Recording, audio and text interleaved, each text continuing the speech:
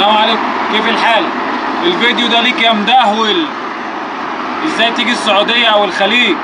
خليك معايا تابعني. انا بقدم محتوى فيديوهات الشارع، بتجول في الشارع بوريك الاجواء بتاعت السعودية عاملة ازاي، او بالتحديد الدمام والخبر. بوريك الاجواء عاملة ازاي، بدخل محلات بوريك الدنيا عاملة ازاي. خليك معايا تابعني. لو انت بتحب المحتوى دوت يا ريت تعملي لايك وتدعمني. دخلت العثيم ماركت، رحت جبت بسكوت. بسم الله.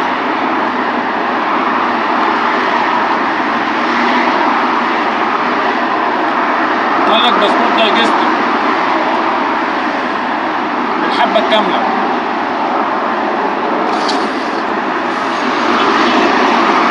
اللي ما يعرفنيش انا شغال في تيم هورتنز. متيحة لأي حد شغال فيها ان هو يخش ياخد كوفي مجانا. تمام؟ مع البلاك بتاعنا اللذيذ عشان خاطر نصحصح.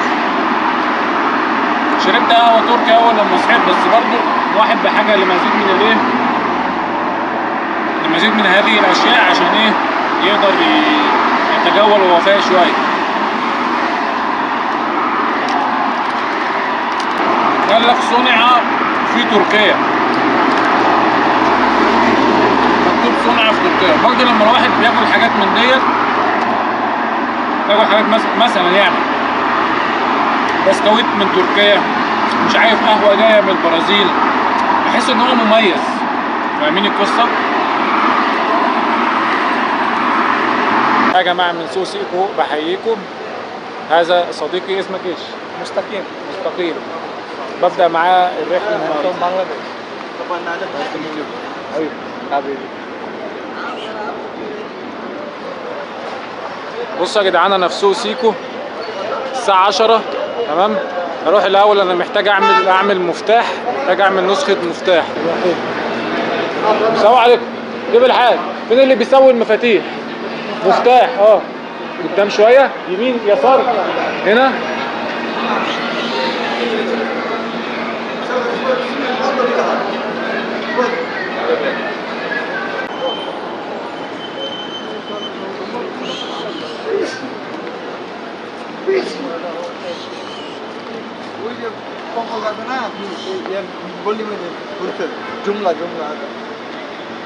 جملة كاملة. أنا عشان أعيش ريال كويس. والله بقول وايد شارك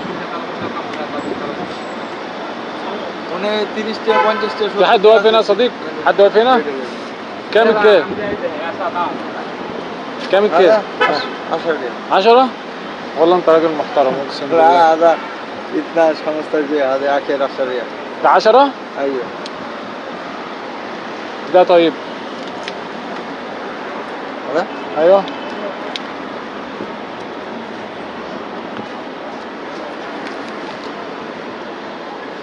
والله 100 100 هذا. خلاص اوكي ماشي. 10 ريال. اخر كلام 5 ريال طيب. لا ما في. هات 10 ريال. لا ما في. شبكة معاك شبكة؟ تطبيق باي؟ شبكة. بس ولا شيء. شبكة. هاتك. من؟ هذا. ديله.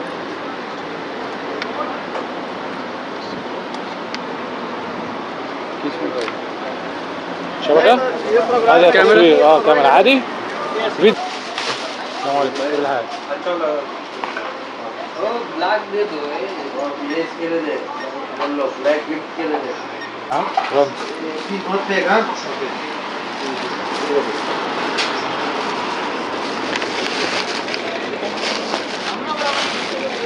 ده يا جماعة كاب نفس النوعية ديت، لو جبتها من أي محل تاني ممكن مثلا تجيب لك 20 25 مستريح. فهنا الأسعار كويسة جدا، هنا بيضربوا الأسعار يعتبر.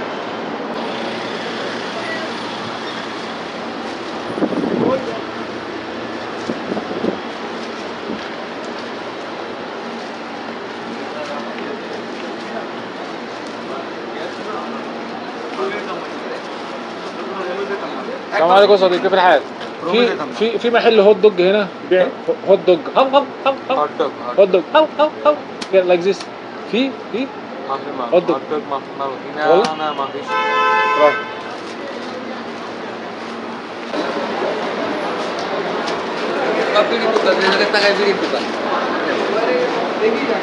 السلام عليكم يا صديقي. في محل هنا يبيع هوت دوج. هاو هوت دوج لايك هاو. ما في معلوم هوت دوج. في محل هنا يبيع هوت دوج. هاو لايك ذيس. يس. ما في. شكرا.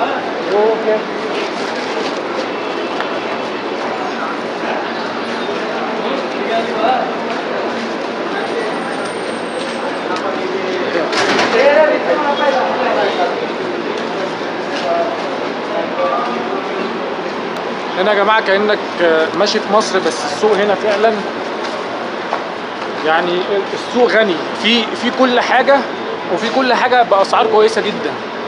يعني ده مثلا مطعم الفردوس الأبيض ده، أنا أول مرة جيت، يعني جيت هنا كتير بس عمري ما خشيت المطعم ده قبل كده.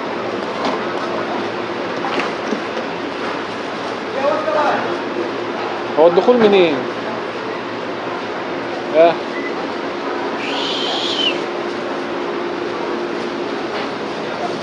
السلام عليكم. كيف الحال يا جدعان؟ في هوت دوج عندك؟ ايش؟ هوت دوج. هوت دوج. هوت دوج.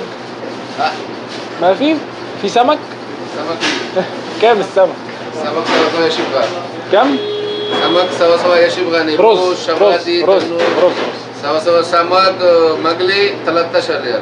13؟ اي. كم سمكة؟ هذا واحد حبة كبير. مشوي طيب؟ في سالونة 12 ريال. سالونة 12 مع سمك. غدا. حبة غدا مع رز. طب حبتين؟ 2 حبة. 2 حبة. واحد رز 2 سمك. 12 وبعد يجي 9 21.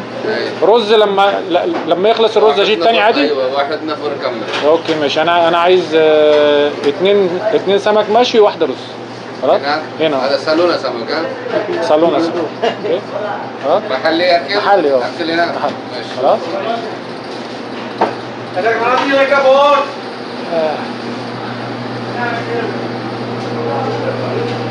يا لهوي. زي ما انت يا صديقي. سوري معلش. يا لهوي.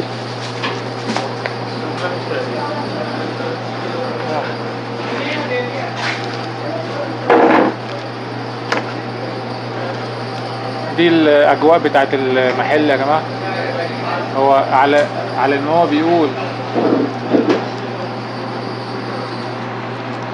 ان هو بيقول ان 2 سمكة وواحد رز ب21. ده سعر اقتصادي جدا. فتجربة تستحق الإشادة. اللي انا بقوله ده.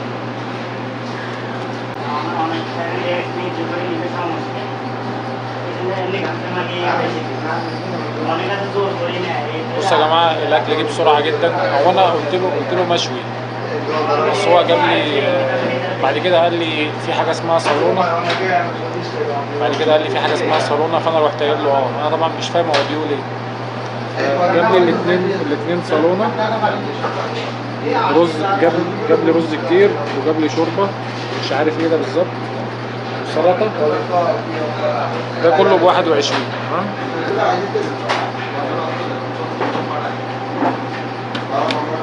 المهم ناكل عشان باذن الله نلحق الباص.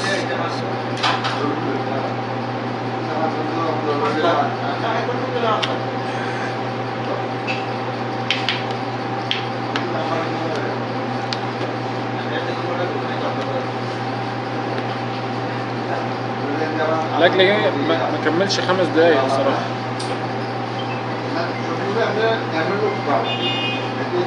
بس في ملحوظه برضو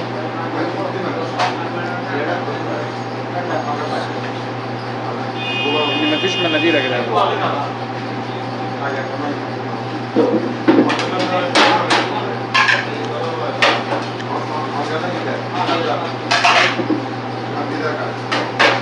This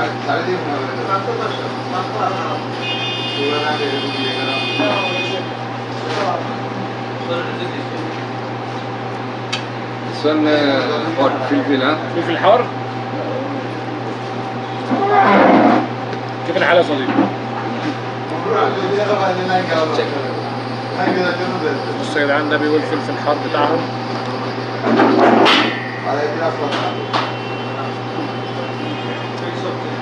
ايش اسمه هذا يا بص؟ ايش هذا؟ هذا؟ ايوه هذا chutney. شكني. اوكي.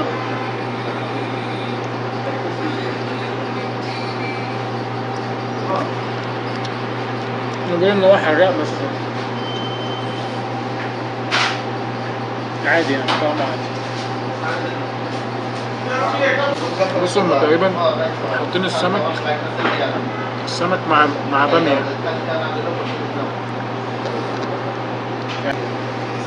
بس سمكتين صغيرين خالص بصراحة.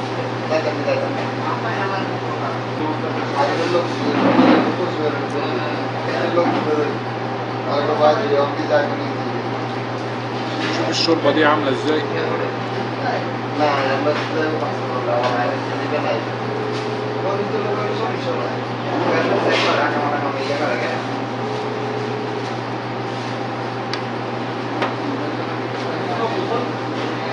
شوربة سمك.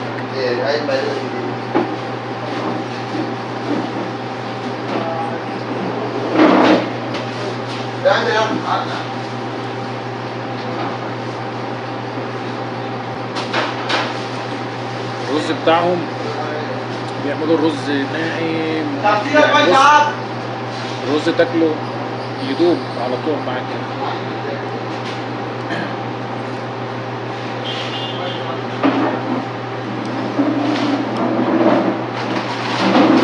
السر بقى فين؟ هم بينقعوه فترة، فمجرد ما يتعمل بيبقى طري وناعم خالص. السمك مش حلو خالص بصراحة، مش هكدب. هو الطريف في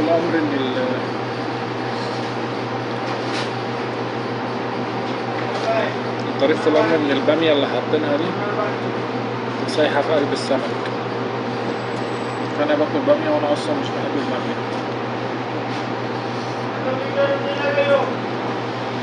باكل بامية غصب عني.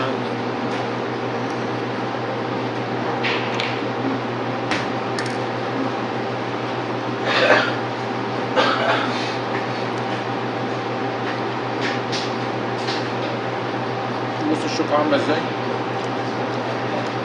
الشوكة ايه؟ قد صباعي.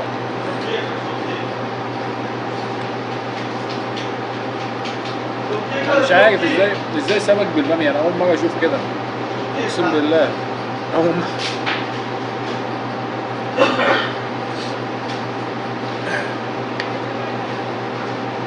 قال لك قليل البخت يلاقي العظم في الكرش، قليل البخت يلاقي البامية في السمك.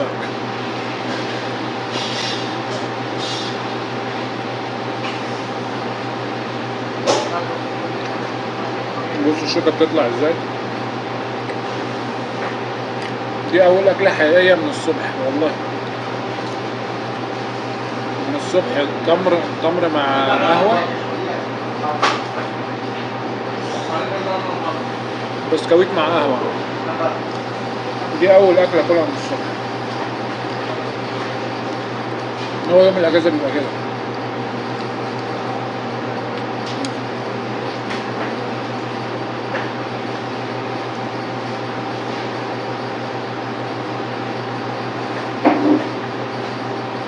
السمك سيء جدا بصراحة، مش هكدب والله العظيم. يا ريتني كنت خدت مقلي. محل شعبي أوي يا جدعان، كأنك في قلب الهند. بصوا الفلفل عامل ازاي. الفلفل سايق يعني، حاطينه في الشوربة بتقطع بالطريقة دي. فلفل اسود.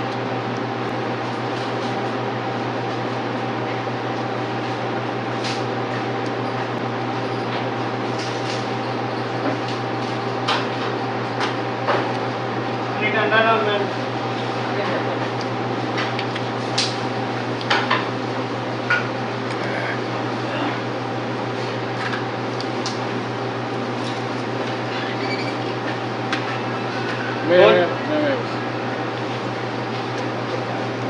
انا شاكك اصلا ان ده ان دي شوربة سمك. الشوربة ملهاش طعم ولا يعني فاهم، تحس ان هي شوربة، تحس ان هي شوربة غريبة جدا.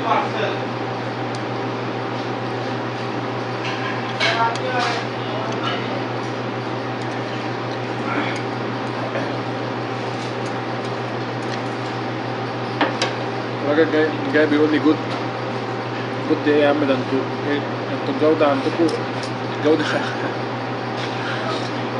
مفيش جودة. بصوا السلطة عاملة ازاي، السلطة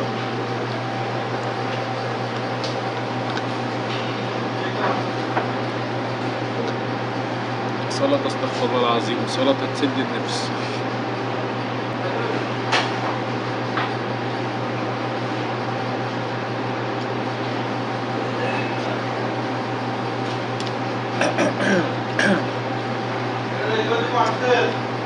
ده انا داخل بكاميرا وبوثق والكلام ده. مدير الراجل الكاشير بنفسه جه وجاب لي الاكل والله العظيم. قال لك ده شكله حد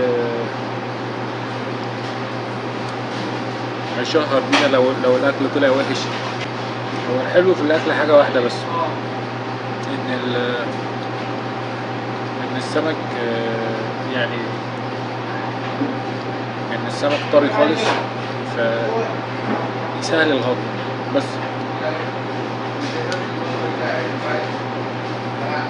وكذلك الرز،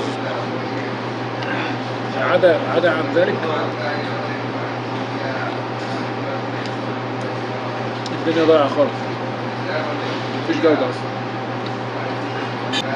والله بجد انا نفسي افهم الكونسيبت بتاع سمك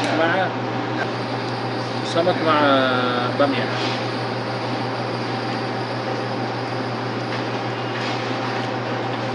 مش فاهم.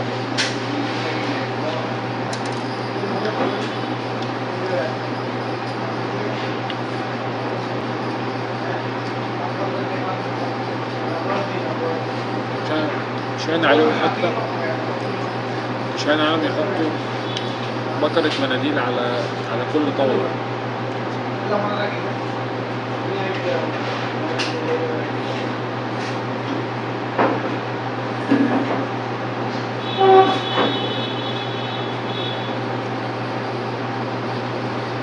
ربنا حرام في الأكلة دي أصلا. 15 جنيه حرام والله.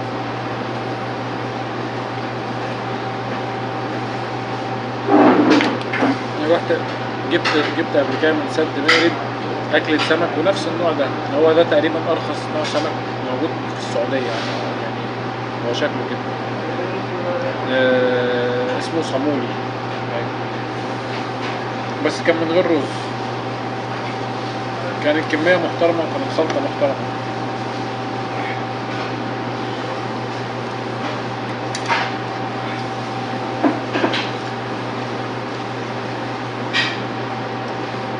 انت بيقول لك ايه، لما تاكل الاكله تستمتع بيها، ما استمتعتش لحظه والله ما استمتعت لحظه. يلا ما علينا. هو شكل الحلا هنا اللي حلو،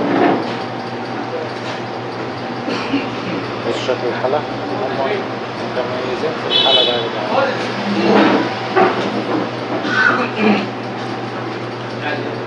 بص يا صديقي، ابغى معلش بص ايه 1 بيس ريال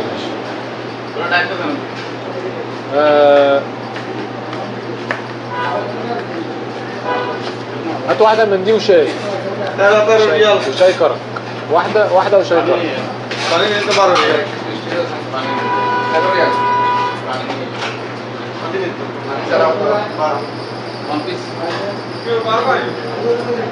واحد كرك.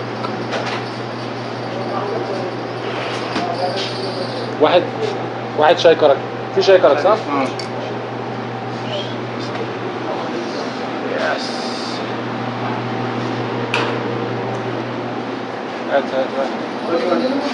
شاي. شاي سكر كيف؟ سكر وسط.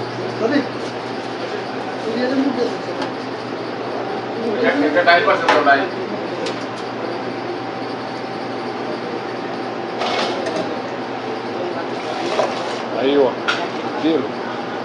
تسلم يا بوس. ثانك يو.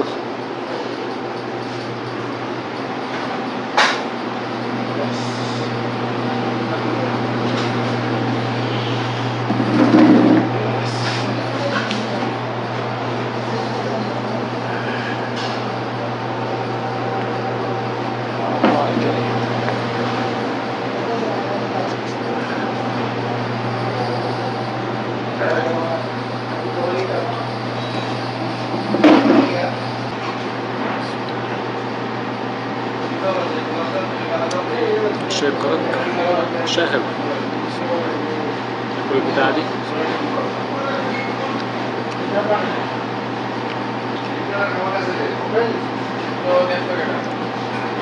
دي بسبوسة. هذه بسبوسة.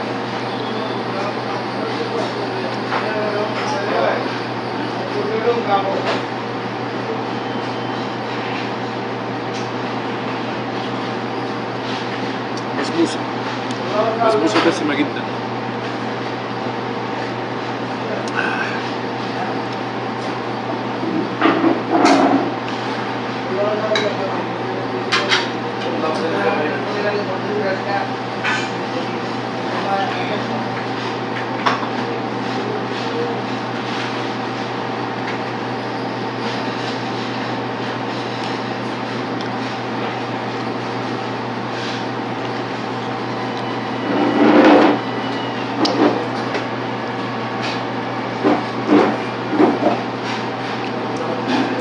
هي مش مميزة جدا بس يمشي الحال. انا بصراحة انا بلحس ايدي والكلام ده عشان انا يعني مش عايز اخش المكان اللي بينضفوا بايديهم لان انا ما شفتش مناديل جوه. هو حتى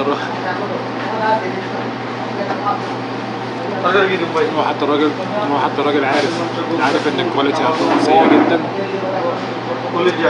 وباين عليه ان هو مش فرحان.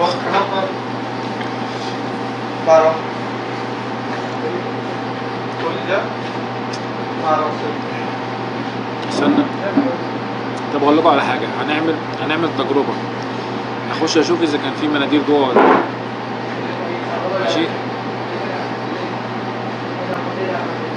بالحلاوة. اسمك ايه؟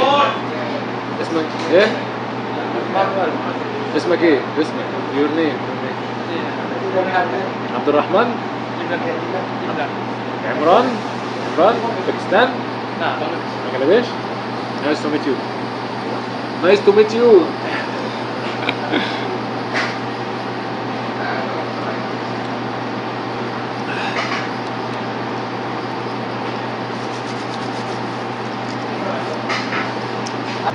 السلام عليكم.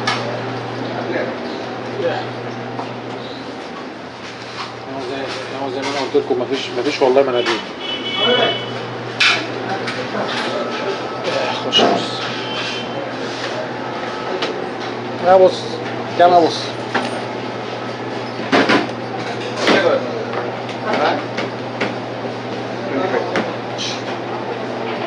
شوف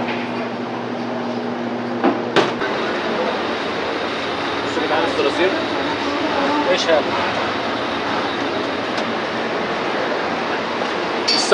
السمك مضروب بالنار. المحل ما فيهوش بنديل واحد يا كفر.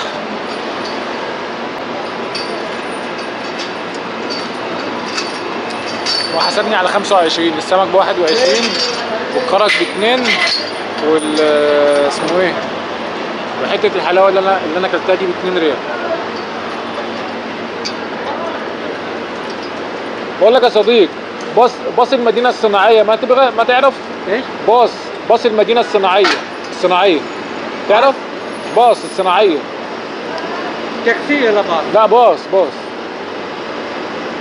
वो هذا طريقة ده ايوه جو هنا هذا باص تسلم يا كبير.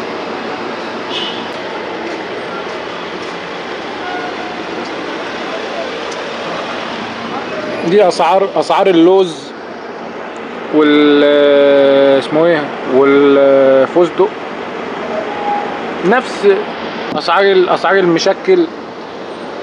المشكل مكسرات ب45.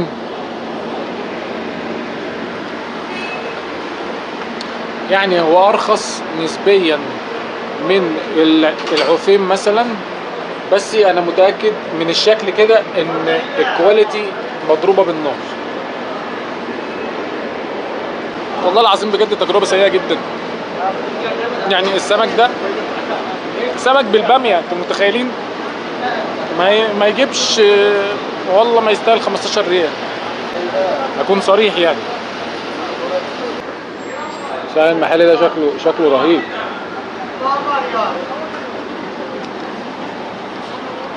ريحة البصل اقسم بالله، ريحة البصل تعميك. نحاول نعرف منين الباص اللي بيروح الصناعية. يا رب يكون فيه موظف جوه الكشك ده بس.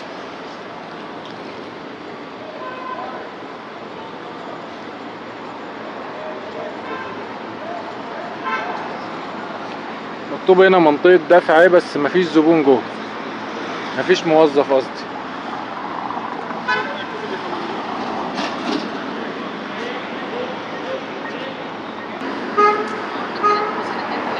السلام عليكم يا صديق.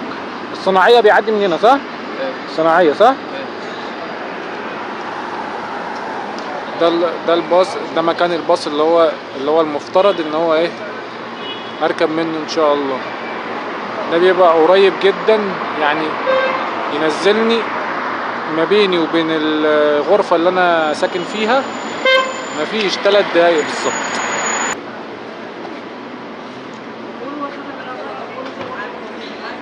ده بومة طبعا ضرب بس ازاي يجي لهم الجرأة ان هم يكتبوا بومة كده عادي يعني. الناس دي ده حق استغلال اسم الماركة التجارية. على صور عادي.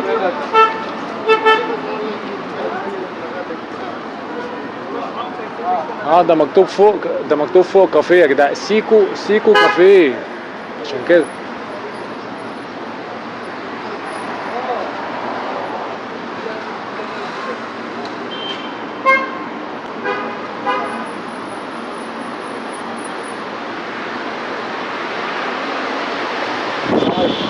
فعلا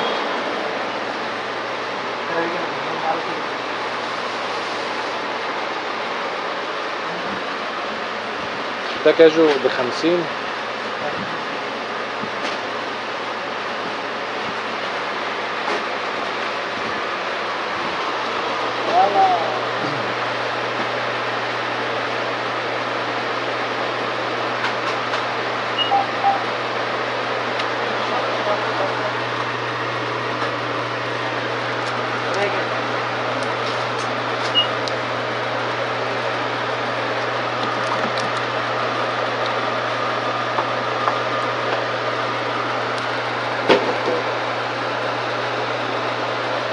ده 3 تونة ب10 ريال يا جدعان، ب12.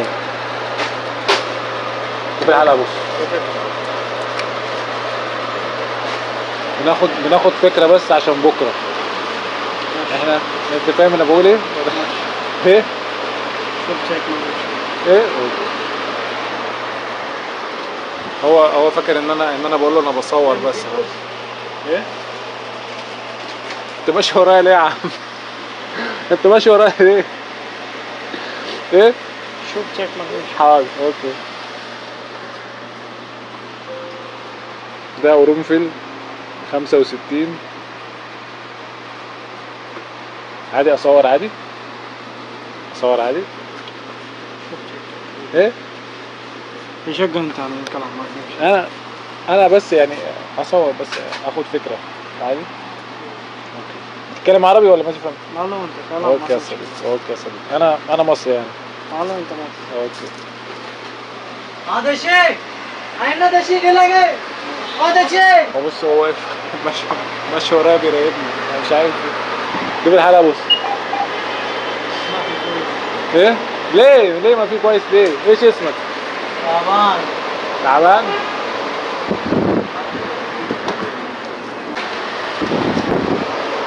في هذه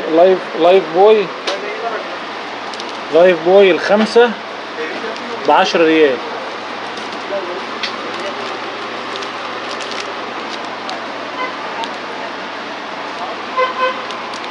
و4 ب7 ريال. والله بصوا يا بلاش ده جود اوفر ده. انا ابغى هذه. انا اهزر مع الراجل ده شويه. السلام عليكم. السلام عليكم. ما في حاجه بومه اللي بره دي دي بكام؟ بومه في هذه بكام بومه دي؟ 45. بومه 45 موجود. بكام؟ بومه 110 90 ريال 80 ريال يسلك 80 ريال؟ ايوه. ورجعني كده طيب اشوفها.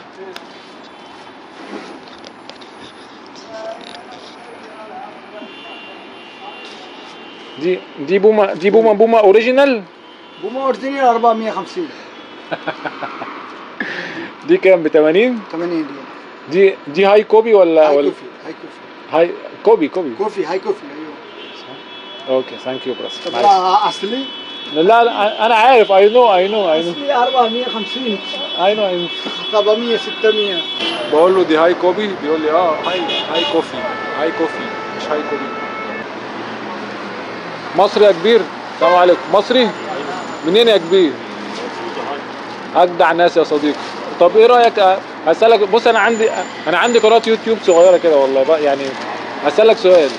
المصري الله يكرمك يا رب. المصريين استنى بس عشان تجيب وشك وانت بتتكلم. المصريين حلوين مع بعض في الغربه ولا وحشين؟ بصراحه كل واحد على حسب اصله. لا كل واحد بيعمل باص. ماشي الغالب والله الناس كلها كويسه بس في ناس يعني في فترات كده تبقى مش كويسه والدنيا ماشيه تمام. في يعني. طب الغالب الاعم اللي انت يعني قابلته هنا. والله الناس مية والله انت اللي انت الجميل يا كبير. اسم الكريم ايه؟ احمد حبيبي ابو حميد. بركه مسؤول حبيبي يا كبير. بص هو الراجل ده عشان ايه محترم فقال لك الغالبيه كويسه والله. السلام عليكم. كيف الحال؟ في محل هوت دوج هنا؟ لا هوت دوج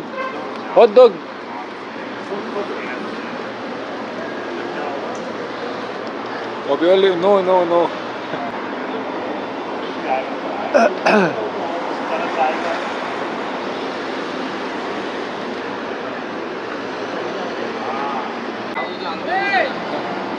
السلام عليكم. في هوت دوج محل هنا محل هوت دوج. hot dog like how this you know how like hot dog you know hot dog في محل هوت دوج هنا في ايوه you know اهو in front of you I am not hide it في محل هوت دوج. ايه no يعني صغير. yes في محل هوت دوج هنا هوت دوج ما في معلوم في شكرا. دولت عاقلين شويه يا جدعان يعني هم ايه كيف شفت انا ايه سوي سبسكرايب مي. ثانك يو يا صديقي. يعني واتش مي بقى next فيديو ان شاء الله you will be update يعني maybe tomorrow. اوكي ثانك يو. اسمك ايش؟ احمد؟ ابراهيم.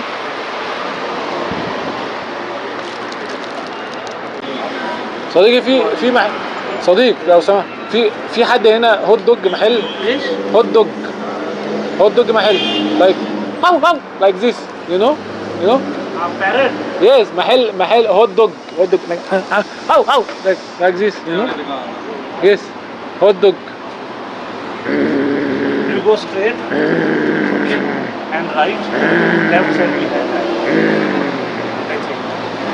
I understand. What is this? اوكي خلاص. بصوا يا جماعه الكاتل هنا برضو ب 15. دي اسعار خلي بالكم هنا في السعوديه اسعار رخيصه جدا يعني.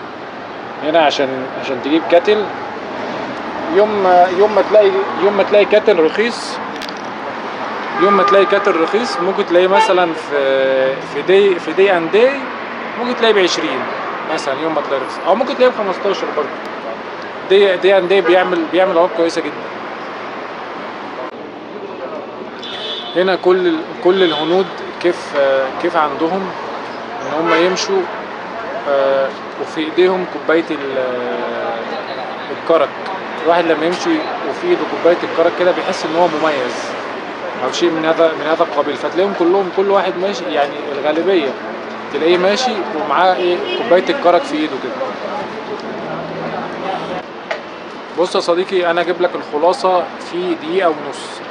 علشان تسافر الخليج وعلشان تشتغل في الخليج لازم لك مكتب هو اللي يعمل معاك الانترفيو ويخلصك ويسفرك ويسلمك للشركه اللي هنا. ايا كان وظيفتك بقى،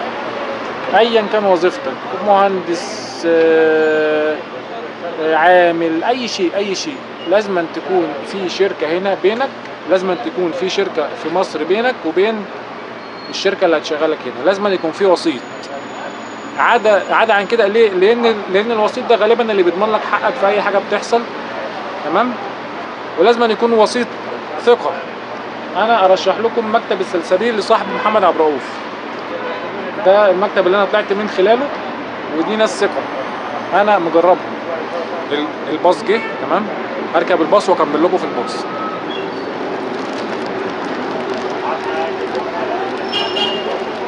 ده الباص اللي انا هركب فيه يا جدعان، كيتش 8.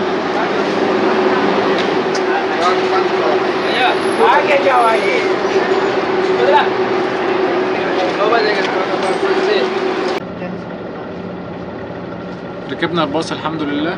فكنت عايز اقول لكم ان محدش يسافر الخليج سياحة بعد كده يدور على شغل. هتضيع فلوسك في الاكل والشرب والسكن والمواصلات ومش هتعرف تشتغل. الحاجة الوحيدة اللي انت تعرف تسافر بيها وتلاقي بيها شغل عن طريق مكتب، ويكون مكتب ثقة. وزي ما قلت لكم مرشح لكم مكتب السلسبيل لصاحبه محمد عبد الرؤوف اللي هو في جنب اسم مصر القديمة. تمام. اتمنى ان انا اكون افدتكم او قدمت لكم معلومة كويسة. اتمنى ان انا اكون خدتكم في جولة يعني دمها خفيف، جولة خفيفة. اللي عايز اي حاجة مني يكتب لي في التعليقات يقول لي.